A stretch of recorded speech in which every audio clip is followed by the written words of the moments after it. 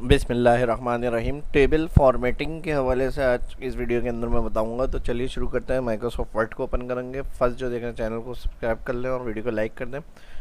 Microsoft word को open करेंगे। Insert menu में टेबल ड्रॉ करते हैं हम। यहाँ पर जितनी रो और कॉलम हमें इंसर्ट करने हैं उस हिसाब से हम यहाँ पर राइट कॉलम और डाउन जो है वो रो ऐड करने के लिए माउस को यूज़ करते हैं। इसी तरह मैंने यहाँ पे कुछ 5 कॉलम और 3 4 जितनी आपको रो में काम करना है वो इंसर्ट करके क्लिक।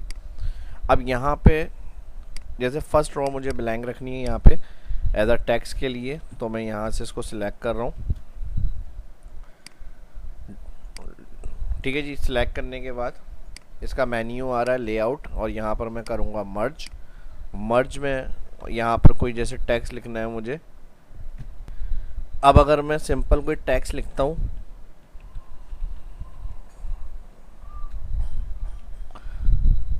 तो ये इस तरह से लिखा हुआ आ रहा है हमारे पास।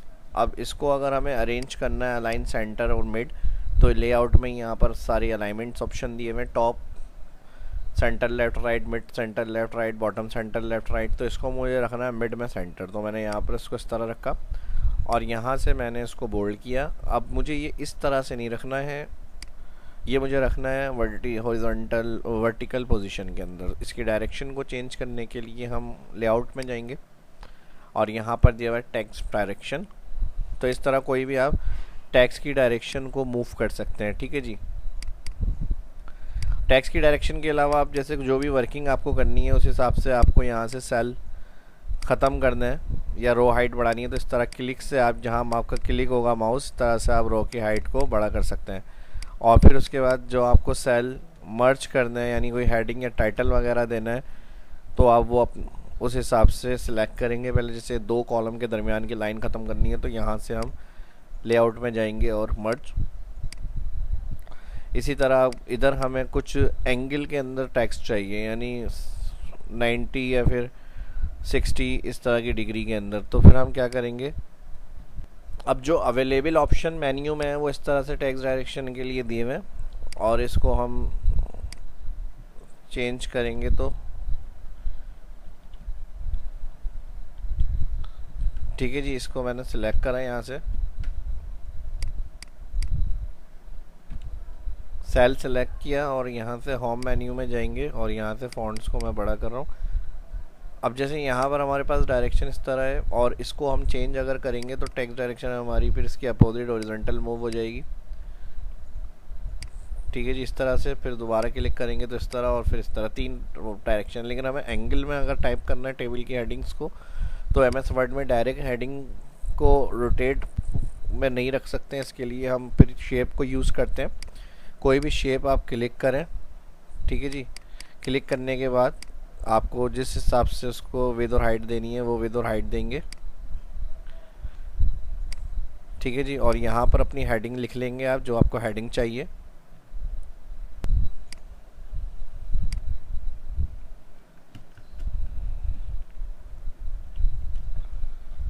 ठीक है जी। और यहाँ पर हमने हेडिंग को सेंटर बोल्ड बड़ा किया इसको मैंने, और रोटेट के लिए अब हम यहाँ से जो ऊपर टॉप पॉइंट बना हुआ है इस तरह से इसको पोजीशन देंगे और इसमें फिर फॉर्मेट होगा इसका मेन्यू और इसमें फॉर्मेट मेन्यू में जाएंगे। इसका कलर 9 कर दें और यहाँ पे ताकि इसकी आउटलाइन नज़र आ रही हो पीछे टेबल की बैक, और फिर इसकी शेप आउटलाइन जो इस शेप की आउटलाइन है वो ख़त्म करनी है, शेप आउटलाइन 9।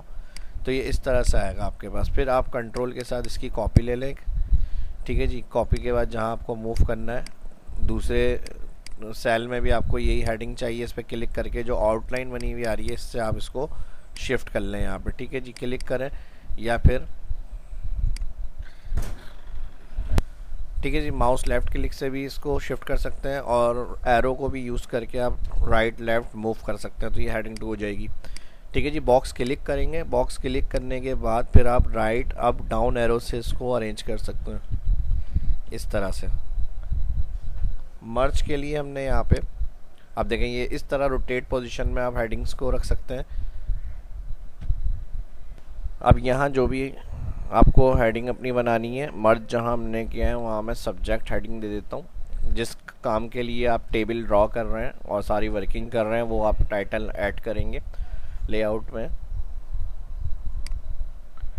मिड, ठीक है जी, सेंटर और मिड।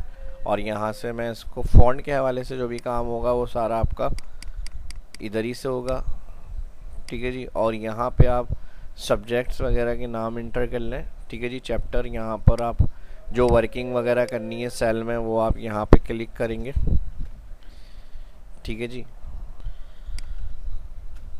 ठीक है जी, यहाँ पर हमारी डेज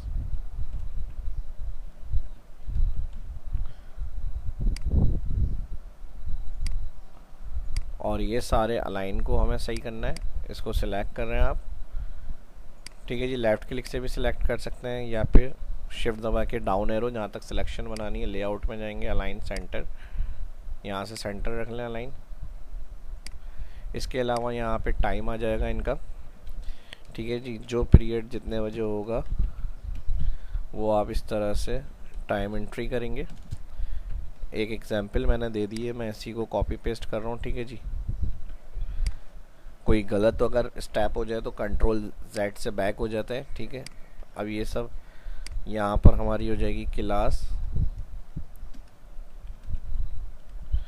1, ठीक है जी। यहाँ पर आ जाएगा क्लास 2 और यहाँ पर इसके अलावा इन हेडिंग्स को भी अलाइन सेंटर करना है। सिलेक्ट करेंगे, वही अलाइन सेंटर हो जाएगा। बोल्ड करना है, कंट्रोल B बोल्ड और कंट्रोल शिफ्ट ग्रेटर से फ़ॉन्ट को साइज दे सकते हैं इस तरह आप। और इसके अलावा अब रो कॉलम डिलीट और ऐड के लिए जहां हमें ऐड करना है, जैसे क्लास 1 हमारी इसके टाइमिंग के साथ अगर इसकी हेडिंग्स बनानी थी ऊपर, तो इसके अबव हमें एक रॉ इंसर्ट करनी है। क्लिक लेआउट, जहां पर रॉ इंसर्ट करनी है तो वहां क्लिक के बाद डाउन या अप की तरफ, अप के लिए अबव और डाउन के लिए बिलो। तो हमें ऊपर की तरफ चाहिए यहाँ रॉ, तो अबव करेंगे। लेआउट मेन्यू में ऑप्शन होता है इंसर्ट अबव, ठीक है जी। ये इस तरह से आ जाएगी और इसको फिर मर्ज कर लेंगे हम। यहाँ से इन हेडिंग्स को सिलेक्ट करेंगे हम, कंट्रोल X और कंट्रोल V। पेस्ट के लिए कंट्रोल X कट हो गया वहाँ से, कंट्रोल V पेस्ट। अब यहाँ से इनको मर्ज करना है। अगर यहाँ पे हम सिलेक्शन की बात करें तो यहाँ पे हमारे पास, ठीक है जी, इस तरह से अगर हम यहाँ पे सिलेक्ट करेंगे, अगर सिलेक्शन में प्रॉब्लम आ रही हो, ठीक है भी। अब देखें मर्ज सेलेक्ट नहीं हो रहा, माउस से सिलेक्ट कर लिएगा दोनों और मर्ज ऑन हो जाए तो मर्ज, वरना तो यहाँ से हम इरेज भी कर सकते हैं, ठीक है जी। इरेज करेंगे, इरेज के लिए यहाँ से जो रो नहीं चाहिए वो आप इरेज कर दें इस तरह से, ठीक है जी। लाइन के पास क्लिक करेंगे तो जो रो होगी वो इरेज, ठीक है जी। इस तरह से इरेज कर देंगे इसको। सेम इसी तरह ये भी इरेज करनी है, यहाँ से भी इरेज हो जाएगा। और अब इसको क्लिक करेंगे और इसको क्लिक करेंगे शिफ्ट के साथ, और यहाँ डाउन एरो से मैं इसको कर रहा हूँ डाउन शिफ्ट, तो ऊपर की भी हेडिंग के लिए स्पेस बन गई। क्लास 1 और क्लास 2 यहाँ पर आ गए। अब जो भी सब्जेक्ट्स के नाम होंगे वो आप यहाँ पर एंट्री करेंगे, ठीक है जी। तो यहाँ पर हम कर लेते हैं सब्जेक्ट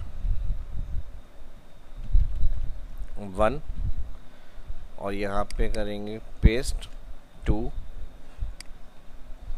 ठीक है जी। 3 4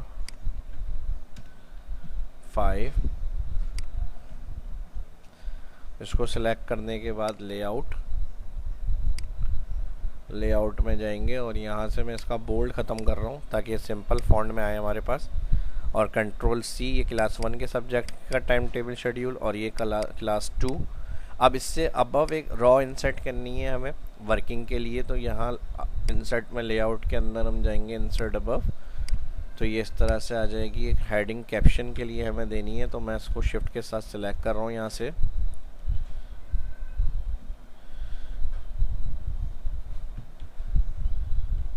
ठीक है जी। सिलेक्ट के साथ सिलेक्ट और यहाँ पर दे देंगे मर्ज, और मर्ज में हम यहाँ से इसकी डायरेक्शन को सही करेंगे, और यहाँ पे आपका जो भी टाइटल होगा वो आप यहाँ पे दे दें। और यहाँ से होम में जाएंगे, फॉन्ट। ठीक है जी, अब आ जाती है इसकी फॉर्मेटिंग, कलर्स वगैरह। उसके लिए डिज़ाइन में बने बनाए भी दिए हुए यहाँ टेबल स्टाइल, कोई से भी आप स्टाइल यहाँ पे यूज़ कर सकते हैं अपने टेबल के लिए। ठीक है जी, इस तरह से आपका टेबल हो जाएगा कंप्लीट। और अगर अपने अलग अलग कलर करने हैं तो वो आप शेडिंग ऑप्शन से जाके यहाँ से यूज़ करें। ठीक है जी, वो भी आप अपने हिसाब से अलग अलग कलर, जहाँ पे जिस तरह के कलर यूज़ करने हैं वो आप टेबल के अंदर कर सकते हैं।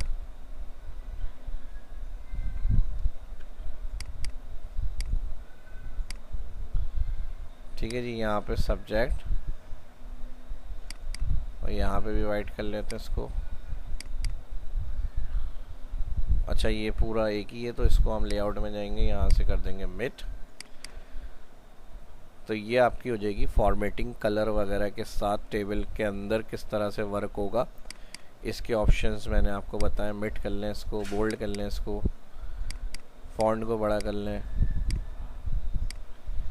ठीक है जी, तो ओवरऑल टेबल के अंदर काम किस तरह से करेंगे, ड्रॉ करने से लेके उसकी formatting, text arrange, direction, alignment, style, वो सब मैंने इसके अंदर एक्सप्लेन किया है। और उम्मीद करता हूँ कि आपको वीडियो पसंद आई होगी। वीडियो पसंद आई तो इसी तरह के आपके लाइक्स भी भरपूर आने चाहिए, और वीडियो को अपने दोस्तों के साथ सोशल मीडिया पे भी शेयर करें ताकि वो भी सीख सके, उनकी भी हेल्प हो सके। और जो फर्स्ट देख रहे हैं वो चैनल को सब्सक्राइब कर लें इस तरह की इन्फॉर्मेटिव और हेल्पफुल वीडियो देखने के लिए। शाह इस्लाम यूट्यूब चैनल को देखते रहें, अपना ख्याल रखें, दुआओं में याद रखें। मिलते हैं नेक्स्ट वीडियो के अंदर। अल्लाह हाफिज़।